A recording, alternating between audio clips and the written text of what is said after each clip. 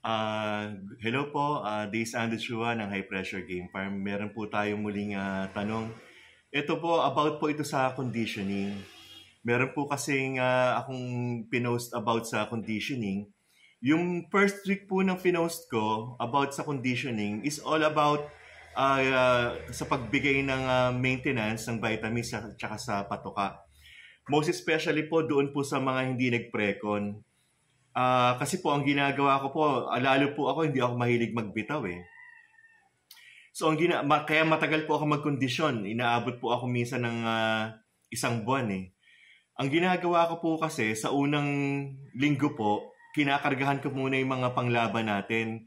Ang ibig pong sabihin na kinakargahan, binibigyan po natin ng mga vitamins at binibigyan po natin ng supplements yung mga manok at yung mga anti-stress, yung mga tinatawag na purga, yung pagbibigay ng mga amino acids. Ginagawa ko po yan sa una hanggang ikalawang linggo. Ngayon po, balik po tayo sa tanong ng ating kaibigan na si, ano to? Hindi ko mabasa. Magsasalamin ako ha. Si Joelyn. Yung rotation po na tinatawag, yan po yung pagpalit-palit ng lugar ng ating mga panglaban. From square pen to flying pen to tipe. Yan po yung mga rotation na tinatawag.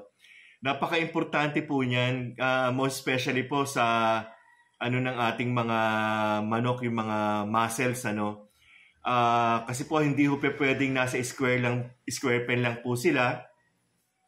Because they not be able to practice their wings, So kailangan natin nasa fly pen sila. Sa tipe yan, yung tipe napakalaking bagay po niyan. Pero kung wala po kayong tipe, pwede na po yung sa fly pen tsaka sa square pen. Madali nyo na po magawa ng paraan yan. Yan po yung tinatawag na rotation. Isa pa pong kahalagahan ng rotation, lalo po kung mga stag yung mga hinahanda ninyo. Kung napapansin po ninyo, minsan may mga manok po na na pag dinalay mo sa ibang lugar, nangangayaw po sila. Kasi po ang manok po, territorial po sila eh. Kaya po sila matatapang, yung mga teritoryo nila, binabantayan po nila.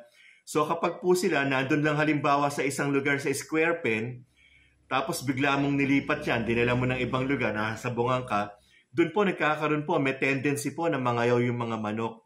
Isa pong malaking kahalagahan yung sa rotation para po hindi sila mapamiliarize sa isang lugar lang po. Para po masanay po sila kung saan-saan parte po o kung saan-saan lugar. Nang sa gayon po maiwasan po nila yung pangangayaw po nila. So yun po yung sa rotation. Napakalaking bagay po niyan. But again, kung wala po kayong, tipe na backyard po, wala pong problema dyan. Yung pong sa square pen at fly pen, okay na po yan.